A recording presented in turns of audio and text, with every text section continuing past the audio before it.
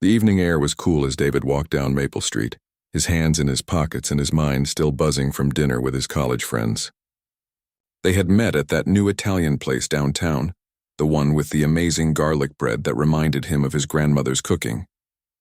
It had been months since they all got together, and the conversation had flowed as easily as the wine they shared. David checked his phone.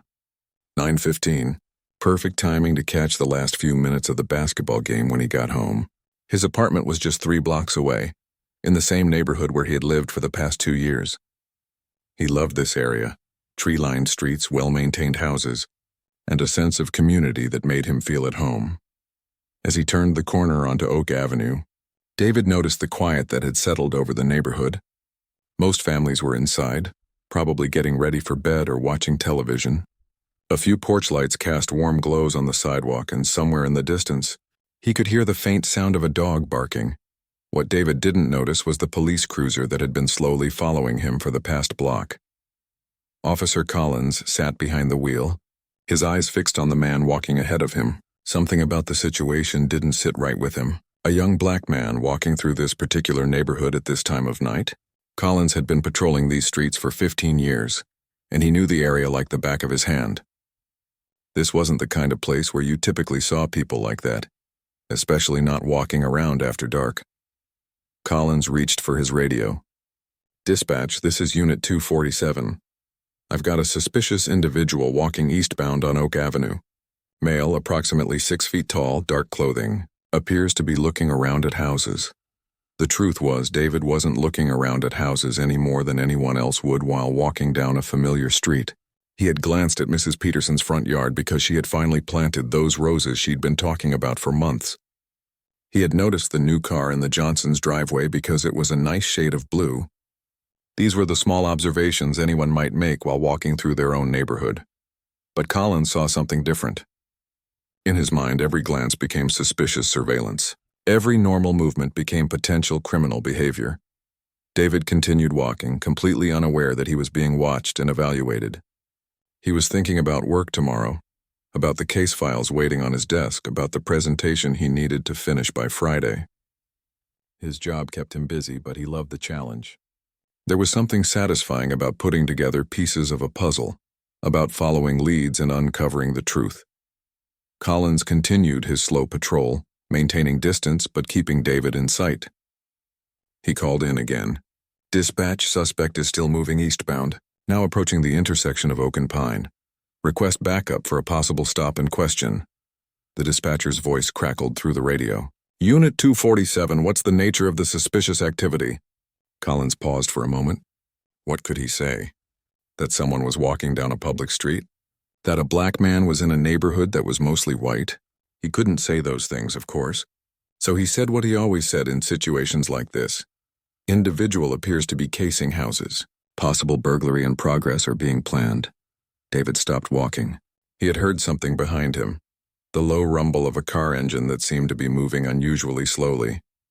When he turned around, he saw the police car about half a block back. The officer appeared to be looking directly at him. A familiar feeling settled in David's stomach. It was the same feeling he had experienced many times before, growing up in a different part of town. The feeling of being watched, of being judged, of being seen as a threat when he was just trying to live his life. But David had learned over the years how to handle these situations. Stay calm. Don't make sudden movements. Be respectful but know your rights.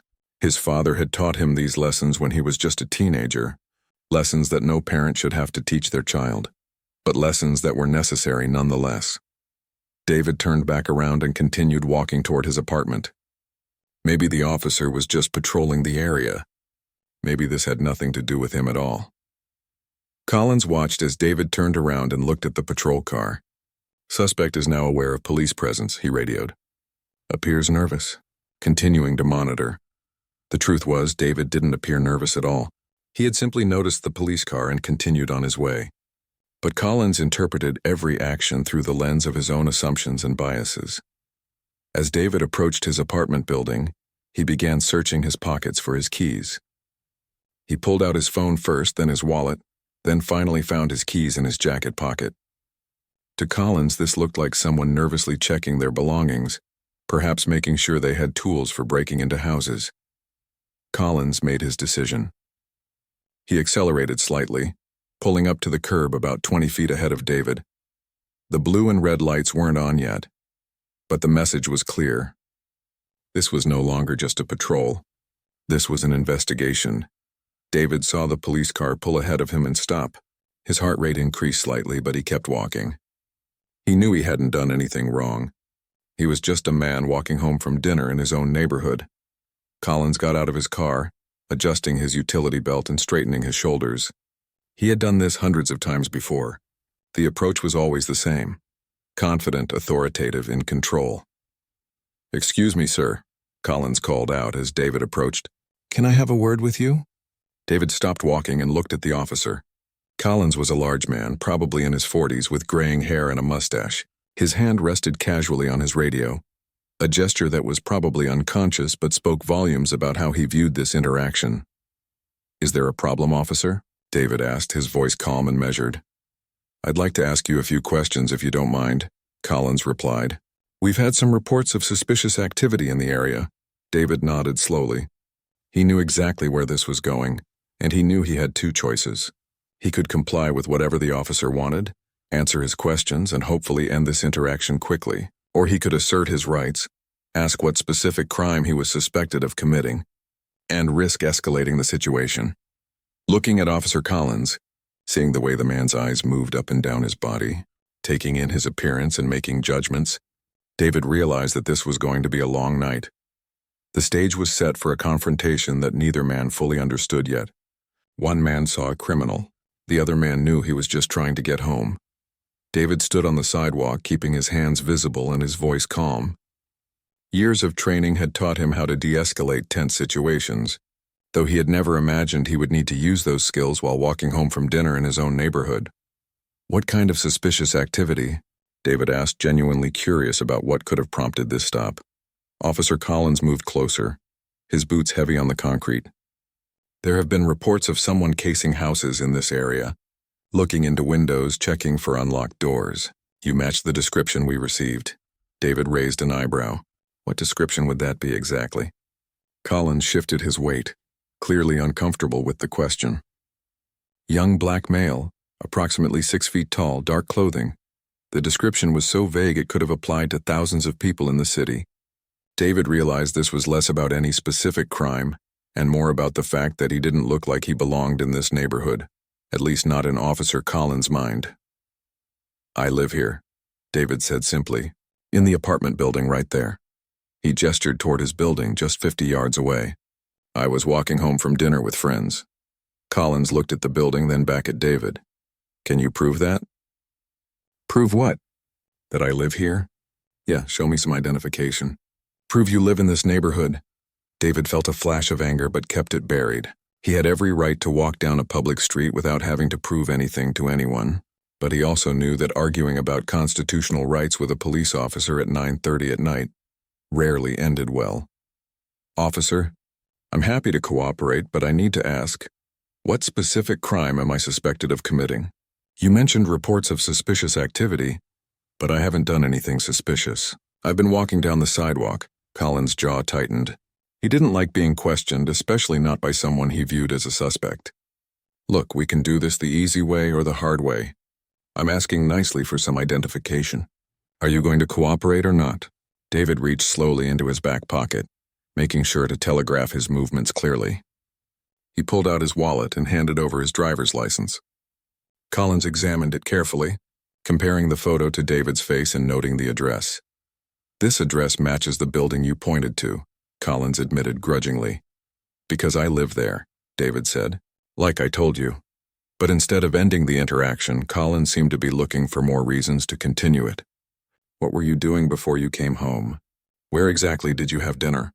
David answered the questions patiently, explaining about the Italian restaurant downtown, the dinner with college friends, the conversation that had run longer than expected. Collins wrote everything down in his notepad as if documenting, "Evidence of a crime, you got any proof of that? Receipt from the restaurant?" David pulled out his phone and showed Collins the electronic receipt from his credit card app. The timestamp showed he had paid for dinner just 45 minutes earlier at Gino's Italian kitchen. Collins studied the phone screen, then handed it back. David thought this might finally be the end of it. He had shown identification proving he lived in the neighborhood. He had provided evidence of where he had been. He had answered every question politely and thoroughly, but Collins wasn't finished. "I'm going to need you to put your hands on the car so I can search you for weapons." David felt his heart rate spike. "Search me? For what?" "Safety reasons. Standard procedure when investigating suspicious activity." "Officer, I've shown you my ID. I've answered all your questions. I've proven I live here and shown you exactly where I was tonight. What suspicious activity are you investigating?" Collins's hand moved to rest on his service weapon. "Sir, I'm not going to ask again. Put your hands on the vehicle." David looked around the quiet street. A few lights had come on in nearby houses. Neighbors who had heard voices outside and were probably watching from their windows. He thought about his options. He could refuse the search and demand to know what crime he was suspected of committing. He had that right, but he also knew how quickly these situations could spiral out of control. "Officer, I want to be clear that I'm not consenting to this search, but I'm not going to physically resist either." Collins smirked. "Smart choice." David placed his hands on the patrol car and stared straight ahead as Collins began patting him down. The search was thorough and invasive, far beyond what would be necessary to check for weapons. Collins went through every pocket, felt along every seam of David's clothing, and even made him take off his jacket so it could be searched separately. The search turned up exactly what David knew it would. Nothing. His phone, his wallet, his keys, and a pack of gum. No weapons, no burglary tools, no evidence of any criminal activity whatsoever. Collins seemed frustrated by the lack of evidence. He radioed for backup.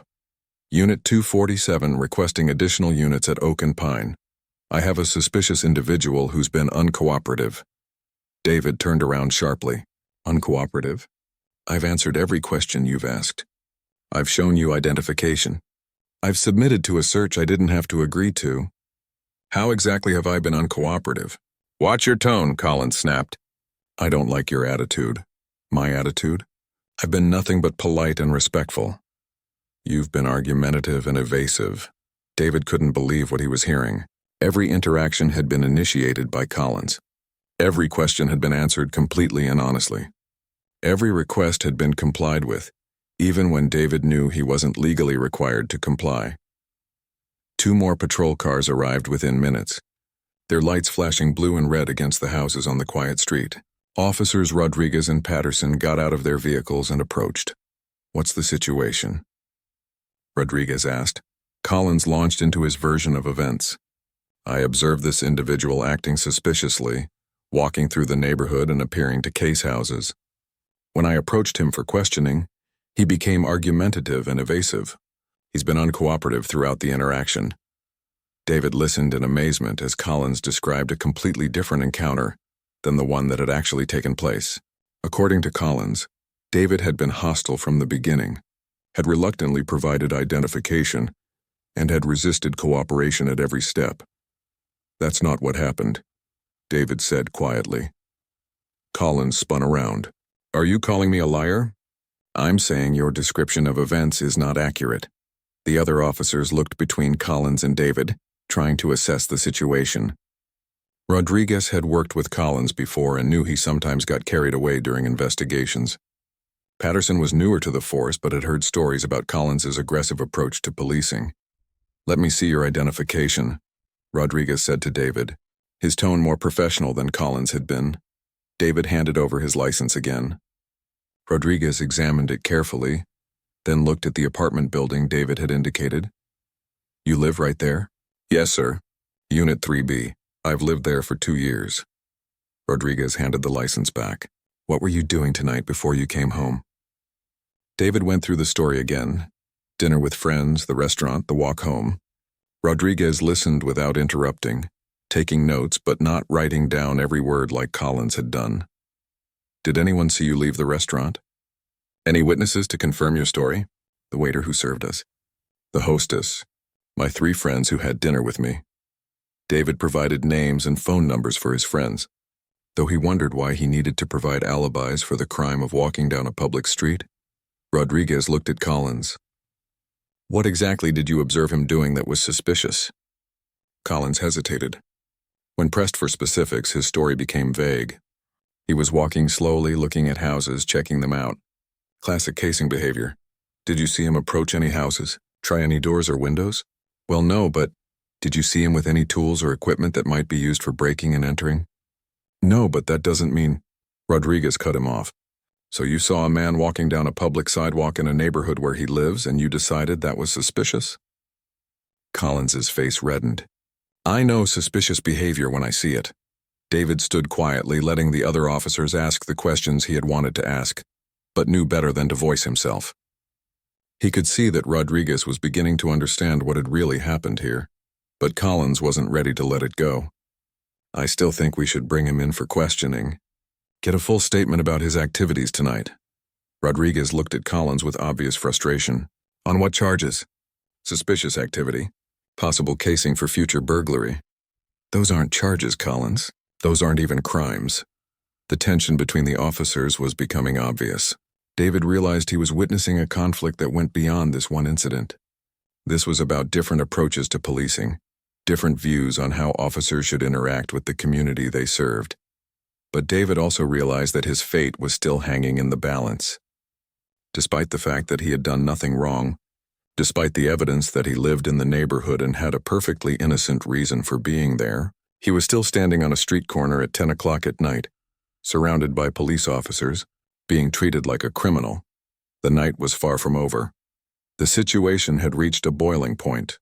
3 police cars lined the quiet street, their flashing lights painting the neighborhood houses in alternating shades of blue and red. Neighbors had started gathering on their porches and in their doorways, watching the drama unfold on their peaceful block. Officer Collins was growing more agitated by the minute. He could feel the questioning looks from his fellow officers, and he didn't like the way Rodriguez had challenged his judgment. In his mind, he had followed proper procedure. He had investigated suspicious activity, and now his authority was being undermined. "I don't care what anyone thinks," Collins said, loud enough for everyone to hear. "This individual was acting suspiciously. He's been argumentative and uncooperative, and I'm placing him under arrest." David felt his stomach drop. Under arrest? For what? Disorderly conduct and failure to comply with a lawful police investigation. Rodriguez stepped forward. "Collins, wait a minute. Let's think about this." But Collins was already reaching for his handcuffs. "Turn around and put your hands behind your back." David looked at Rodriguez and Patterson, hoping one of them would intervene. Rodriguez looked uncomfortable, but didn't move to stop his colleague. Patterson was young and inexperienced, clearly unwilling to challenge a senior officer. "Officer, I want to be very clear that I'm not resisting arrest," David said loudly, making sure his words would be heard by everyone present. "I am complying with your instructions under protest, and I maintain that I have done nothing wrong." Collins roughly grabbed David's arms and pulled them behind his back. The handcuffs clicked into place tighter than necessary. David winced but didn't complain. As Collins led him toward the patrol car, David made a decision. He had tried to handle this situation quietly, hoping it would resolve itself without complications. But it was clear that Collins had no intention of letting this go. It was time to reveal information he had hoped to keep private. "Officer, before you put me in that car, I need to tell you something important." Collins paused. "What now?" "I'm a federal agent."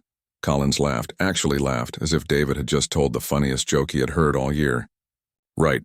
And I'm the President of the United States. I'm serious.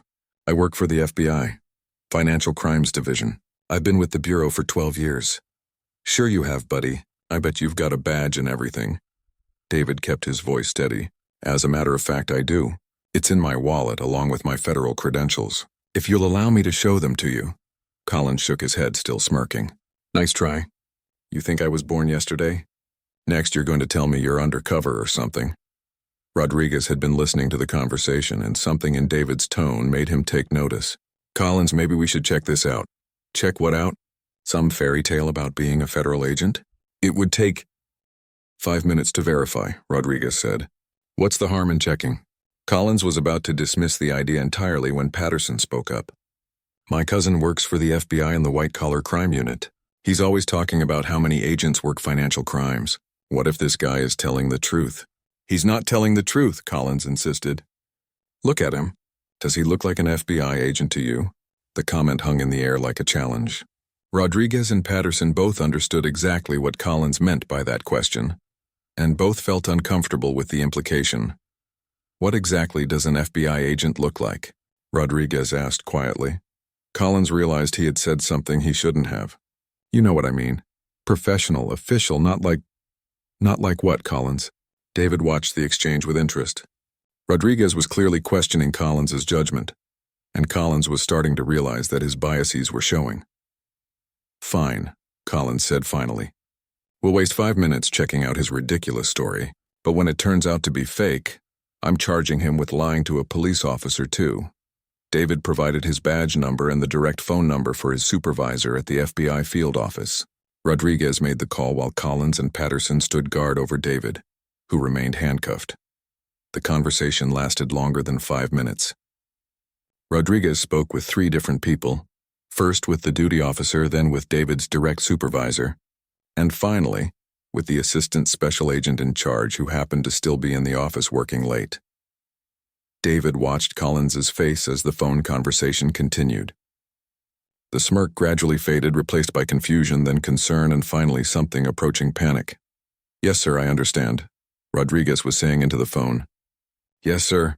He's been cooperative throughout the interaction. No, sir. He hasn't been charged with anything yet, but Officer Collins was considering disorderly conduct. Yes, sir, I'll relay that message. Rodriguez hung up the phone and looked directly at Collins. You need to uncuff him now. What? Why? Because he's exactly who he says he is. Special Agent David Chen, FBI Financial Crimes Division, 12-year veteran, currently working on a major investigation involving interstate banking fraud. And according to his supervisor, he's one of the most respected agents in the field office. Collins stared at Rodriguez as if he had spoken in a foreign language. That's impossible. The assistant special agent in charge wants to speak with our watch commander immediately. He also wants to know why one of his agents is standing handcuffed on a street corner in his own neighborhood. David felt the handcuffs being removed, but he didn't feel any satisfaction from the moment. He was angry, angrier than he had been in a long time, not just because of the inconvenience or the embarrassment, but because of what the entire incident represented. Agent Chen, Rodriguez said formally, I apologize for this misunderstanding. David rubbed his wrists where the handcuffs had been too tight. This wasn't a misunderstanding, Officer Rodriguez. This was racial profiling, pure and simple. Collins finally found his voice. Now wait just a minute. I was doing my job. I saw suspicious activity and I investigated it. What suspicious activity? David asked.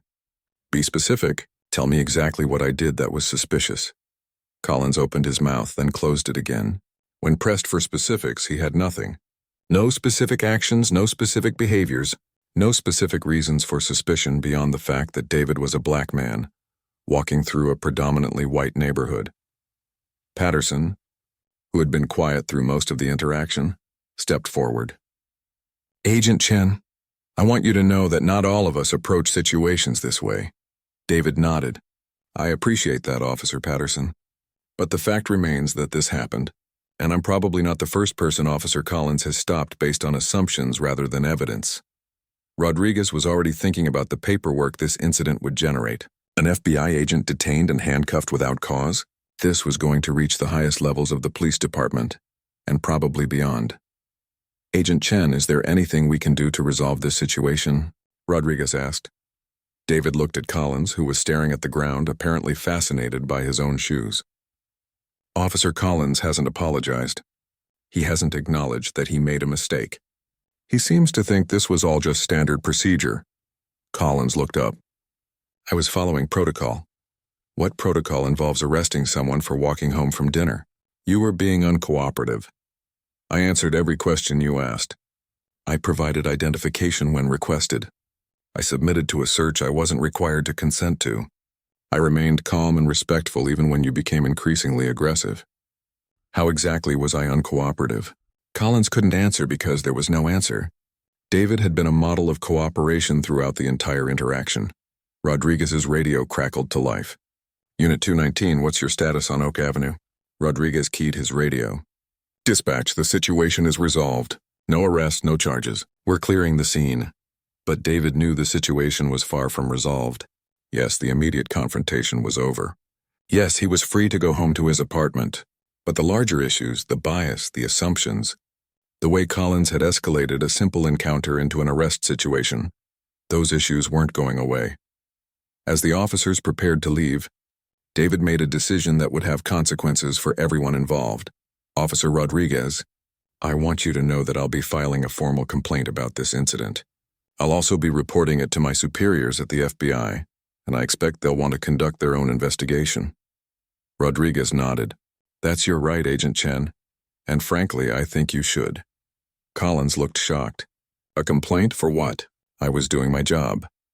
David looked at Collins with a mixture of anger and pity. Officer Collins, you detained an innocent man, searched him without probable cause, and arrested him based on nothing more than your own biases and assumptions. If you think that's doing your job, then maybe you need to reconsider what your job actually is. As the police cars finally pulled away and the neighbors retreated to their houses, David stood alone on the sidewalk in front of his apartment building. The quiet street had returned to normal, but David knew that nothing would ever be quite the same.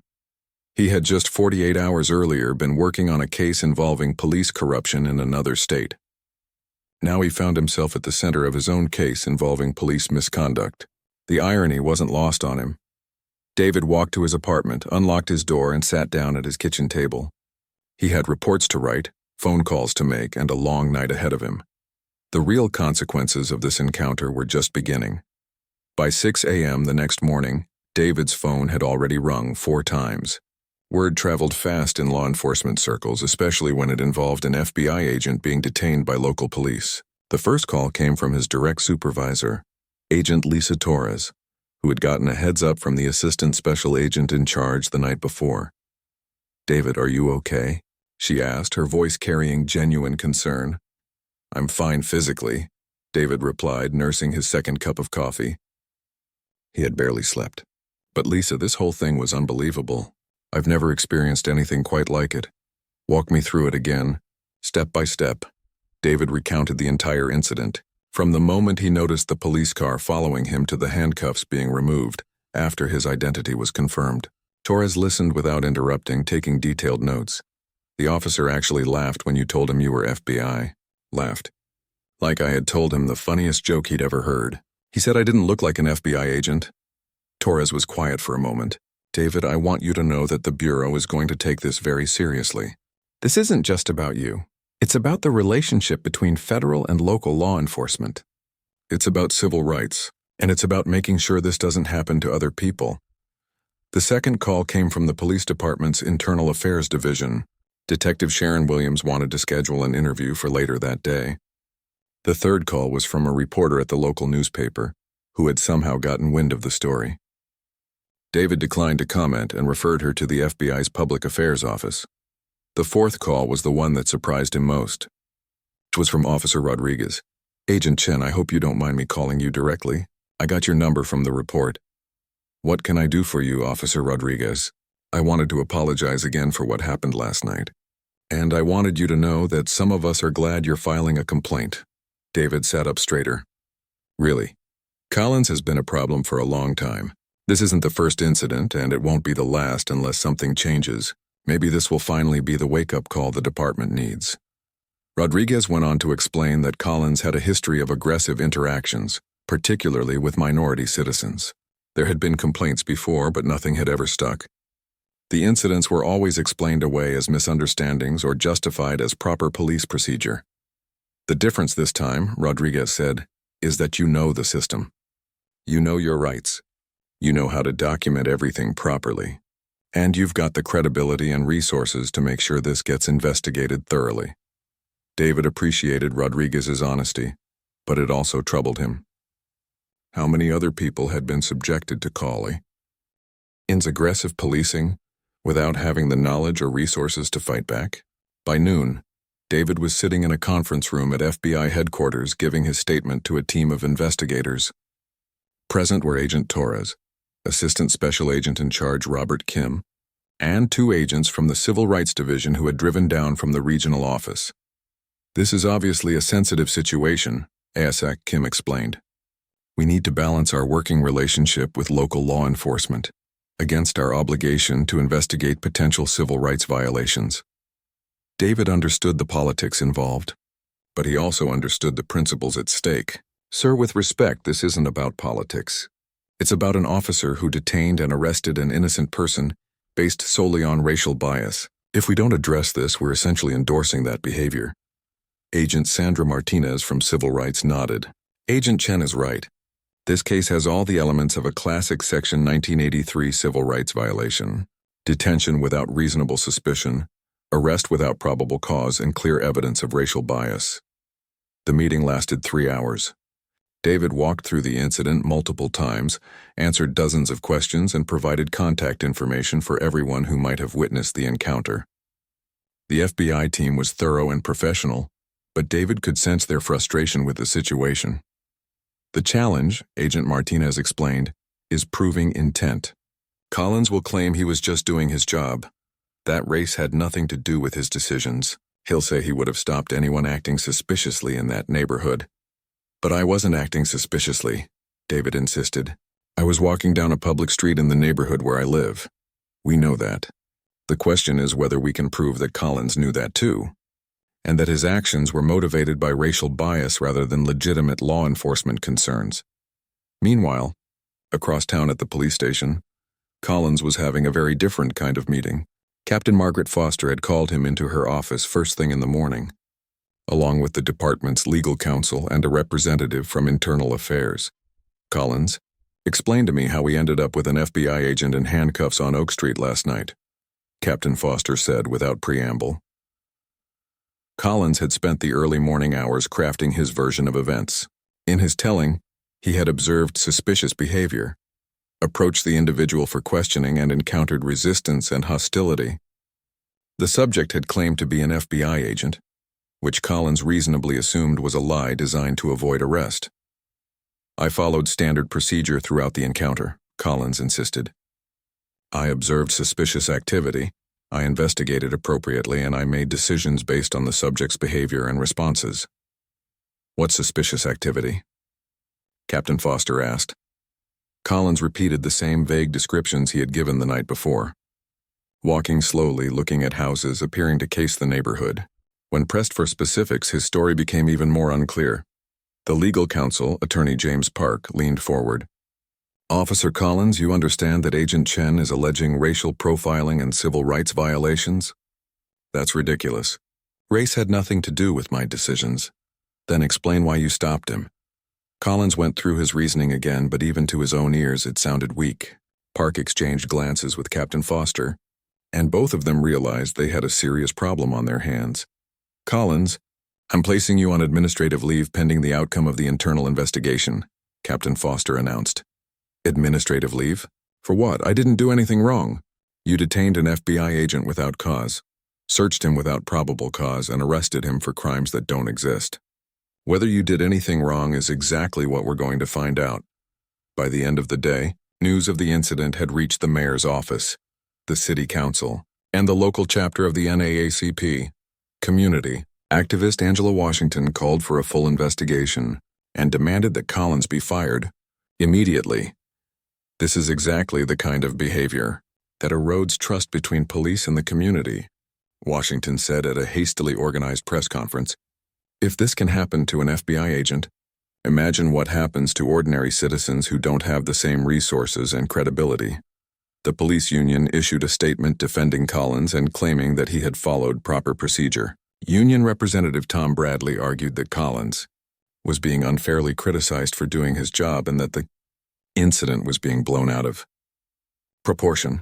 Officer Collins observed suspicious behavior and investigated it appropriately, Bradley said. The fact that the individual turned out to be an FBI agent doesn't change the legitimacy of the initial stop. But not everyone in the police department agreed with the union's position. Several officers, speaking anonymously, confirmed that Collins had a reputation for aggressive policing and that this incident was part of a larger pattern of behavior. We've all worked with Collins, one officer told a reporter. Most of us try to avoid partnering with him because he escalates situations that don't need to be escalated. This was bound to happen eventually.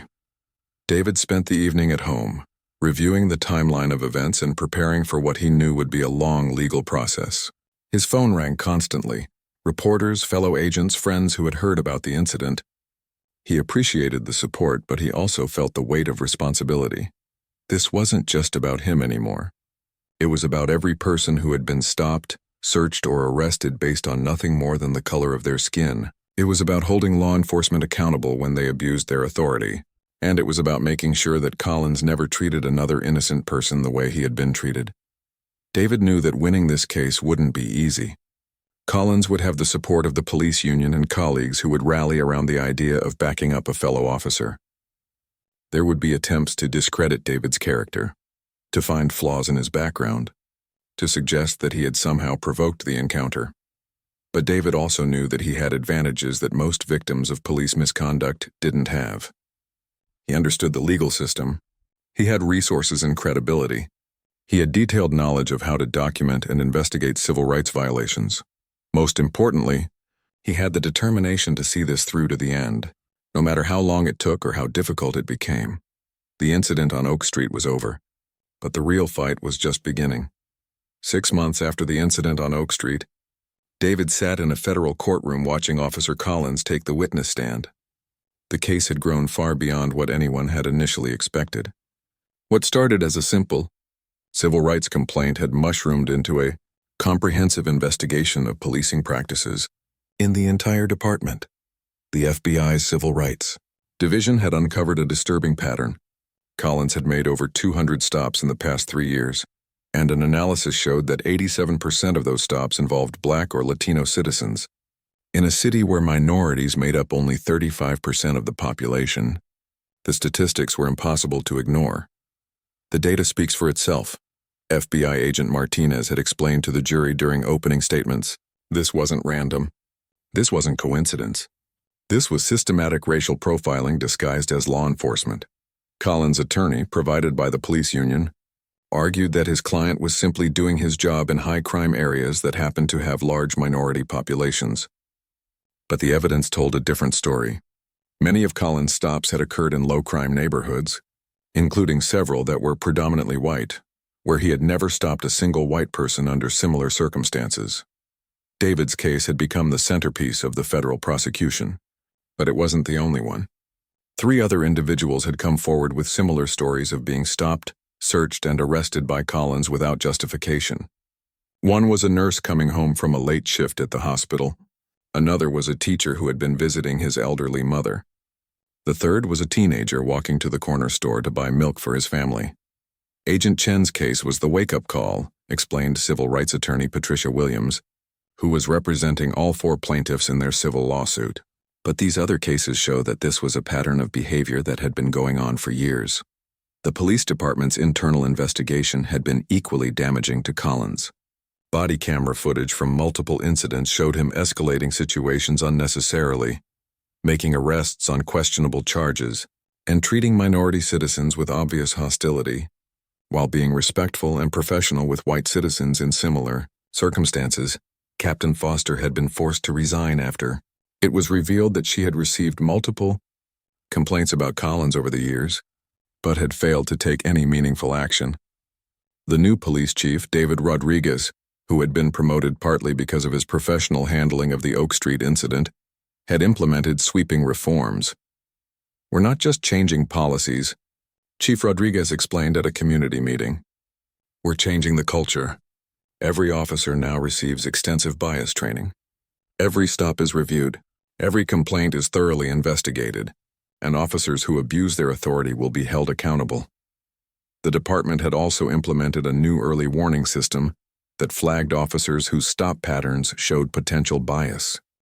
Collins would have been identified by this system within his first year on the force if it had existed then. For Collins himself, the consequences had been severe. He was fired from the police department after the internal investigation concluded that he had violated multiple policies and engaged in a pattern of discriminatory enforcement. The criminal trial resulted in a conviction on federal civil rights charges and he was sentenced to 18 months in federal prison. But the legal consequences were only part of the story. Colin's wife had filed for divorce, citing the stress and embarrassment of the public trial. His 2 teenage children had been forced to change schools after being harassed by classmates. He had lost his pension and faced financial ruin from legal bills not covered by the police union. "I never meant for any of this to happen," Colin said during his sentencing hearing, his voice barely audible. "I thought I was doing my job. I thought I was protecting the community." Judge Patricia Morrison was unmoved by Collins's plea for leniency. "Officer Collins, you swore an oath to protect and serve all citizens equally. Instead, you used your badge and gun to harass innocent people based on the color of their skin. The damage you've done extends far beyond your individual victims. You've undermined trust in law enforcement and made your fellow officers' jobs more difficult and dangerous." David had mixed feelings about Collins's fate. He felt no satisfaction in seeing the man's life destroyed, but he also believed that accountability was essential. Too many police officers had escaped consequences for similar behavior, and too many victims had been ignored or dismissed. "It's not about revenge," David explained to a reporter after the sentencing. "It's about making sure this doesn't happen to other people. If officers know they'll be held accountable for their actions, maybe they'll think twice before letting their biases influence their decisions." The civil lawsuit against the city resulted in a settlement of $2.3 million, split among the 4 plaintiffs. But more importantly, it included a consent decree requiring the police department to maintain the reforms that had been implemented and submit to ongoing federal monitoring. David had used his portion of the settlement to establish a scholarship fund for minority students interested in careers in law enforcement. "We need good people in policing," he explained at the fund's launch. "People who understand that the job is about serving the community, not controlling it." The incident had also changed David personally.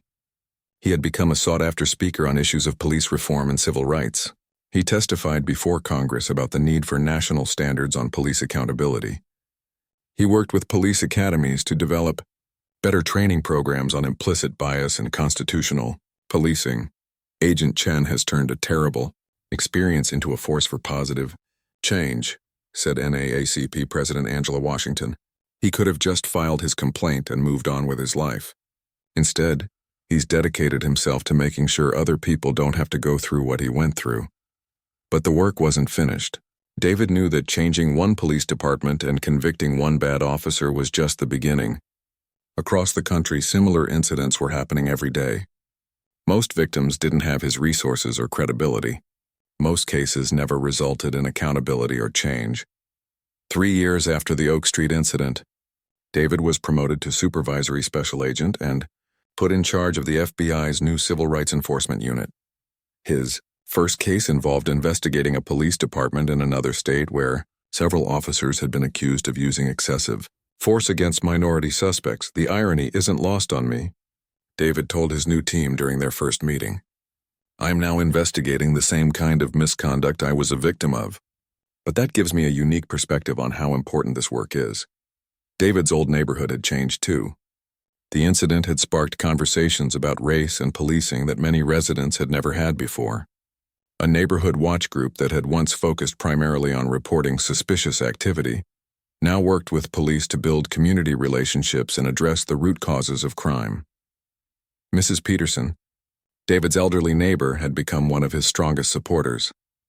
"I'm ashamed that I never spoke up when I saw Officer Collins treating people badly," she admitted. "I told myself it wasn't my business, but I learned that when we see injustice and do nothing, we become part of the problem." The Oak Street incident had also led to broader changes in how federal and local law enforcement agencies worked together. New protocols ensured that when federal agents were involved in local police encounters, there were clear procedures for verification and de-escalation. "We learned that we can't take our working relationships for granted," explained Asak Kim. "Every interaction between law enforcement agencies has to be based on mutual respect and shared commitment to constitutional policing." Officer Rodriguez, now Chief Rodriguez, often reflected on that night on Oak Street. "It was a turning point for our department and our community," he said. We realized that we had been tolerating behavior that we should have been confronting. Agent Chen's courage in standing up for his rights forced us to take a hard look at ourselves. The changes hadn't been without controversy. Some officers left the department, rather than adapt to the new standards. The police union initially resisted many of the reforms. Some community members complained that the new emphasis on accountability was making officers hesitant to do their jobs effectively. But the data showed improvement. Complaints against officers had dropped by 60%. Use of force incidents had declined significantly. Community trust in police, as measured by annual surveys, had steadily increased. Most importantly, the department hadn't seen another incident like the one that had occurred on Oak Street. David still lived in the same apartment building, still walked the same streets. But now when he encountered police officers in his neighborhood, the interactions were professional and respectful. The officers knew who he was, of course, but they also understood what he represented, the principle that everyone, regardless of their race or status, deserved to be treated with dignity and respect. Change is possible, David often told audiences when he spoke about his experience, but it requires courage from everyone. Victims who are willing to speak up, good officers who are willing to hold their colleagues accountable, and communities that are willing to demand better. The case had become a landmark in civil rights law, frequently cited in legal textbooks and training materials. Law schools used it to teach students about police accountability and constitutional rights. Police academies used it to show the consequences of biased policing. But for David, the most meaningful outcome was simpler than legal precedents or policy changes. It was the knowledge that other people walking down dark streets wouldn't have to experience what he had experienced. It was the hope that the next generation of police officers would be better trained, more accountable, and more committed to equal justice. The incident on Oak Street had lasted less than an hour. Its consequences had lasted for years and would continue long into the future. One man's decision to stand up for his rights had created ripples that spread far beyond anyone's expectations, touching countless lives and changing an entire system. It was proof that even in the face of injustice, one person's courage could make a difference, and sometimes that difference could change everything.